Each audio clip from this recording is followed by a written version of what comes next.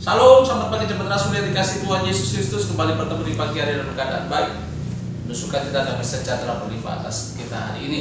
Tema pagi hari ini tetap yaitu hasil hidup dikendalikan oleh Roh Kudus bagian terakhir, yaitu buah-buah roh yang bagian terakhir penguasaan diri. 2 Timotius 4 ayat yang kelima.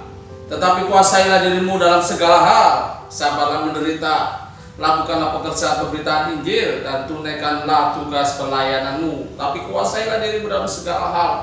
Firman Tuhan berkata dalam 2 Timotius, dalam segala hal apa aja kita harus menguasai diri.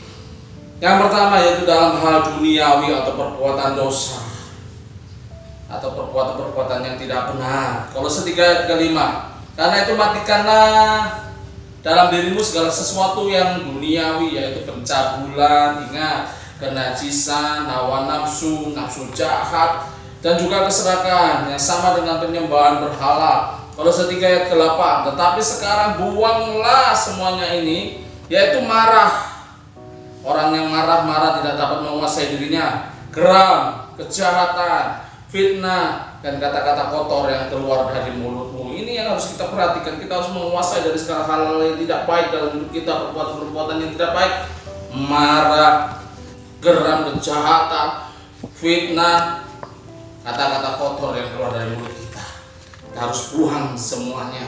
Yang kedua, menguasai diri dalam hal mengendalikan kekayaan atau mengendalikan keuangan. Di saat kita berkati Tuhan dengan berlimpah-limpah kekayaan, berlimpah-limpah dalam keadaan ekonomi, firman Tuhan berkata di dalam 1 Timotius 6 ayat yang ke-10, kita harus dapat menguasai dirinya.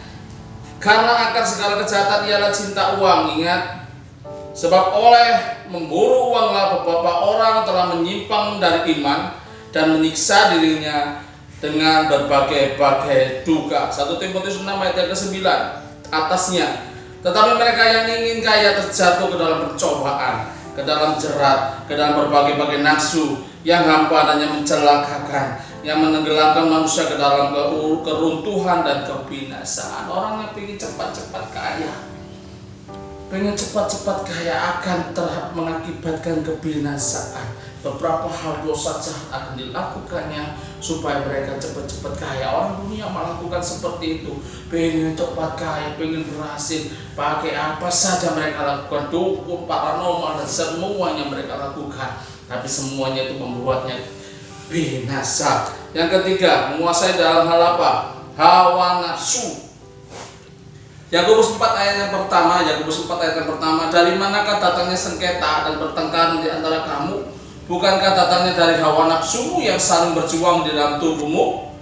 Ayat yang kedua, kamu mengingini sesuatu, ingat, tetapi kamu tidak memperolehnya.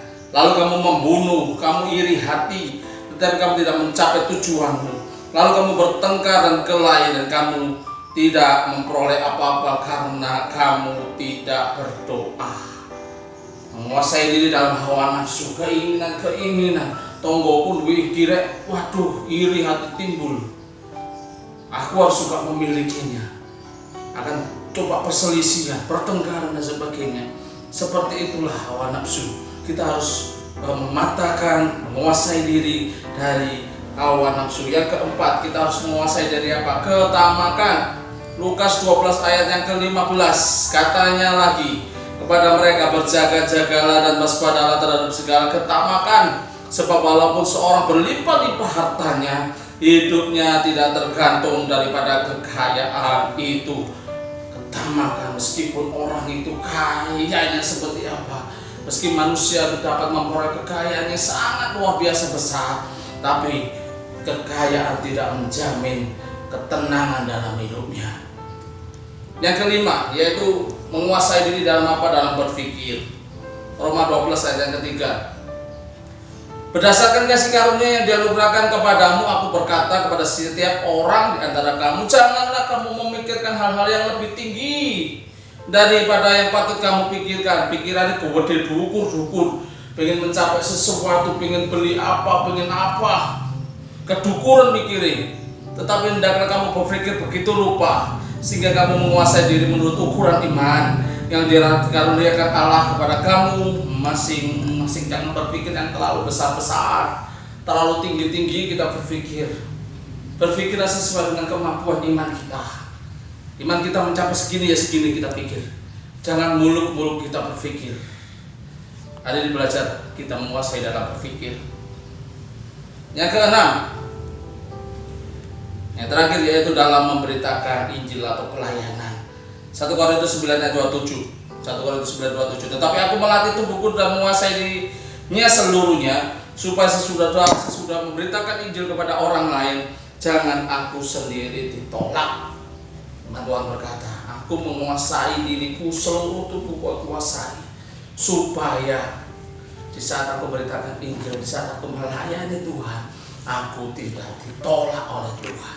Ingat firman Tuhan berkata dalam pelayanan, sesibuk apapun kita melayani Tuhan, jam terbang kita tinggi dalam melayani Tuhan, Benino melayani Tuhan di gereja, tapi kalau kita tidak bisa menguasai diri, kita gak bisa melihat rumah tangga kita, keluarga kita layani dulu, firman Tuhan kita akan ditolak.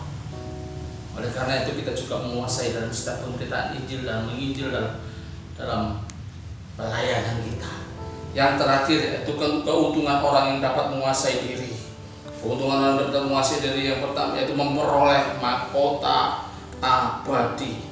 1 Korintus 9 ayat 25. Tiap-tiap orang yang turut mengambil bagian dalam pertandingan menguasai dirinya dalam segala hal. Mereka berbuat demikian untuk memperoleh suatu mahkota yang fana, tetapi kita untuk memperoleh suatu mahkota yang abadi. Ini klimaksnya di sini, akhirnya di sini.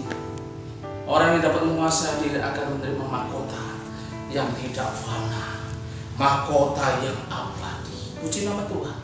Kiranya Tuhan Yesus memberkati kita. Haleluya.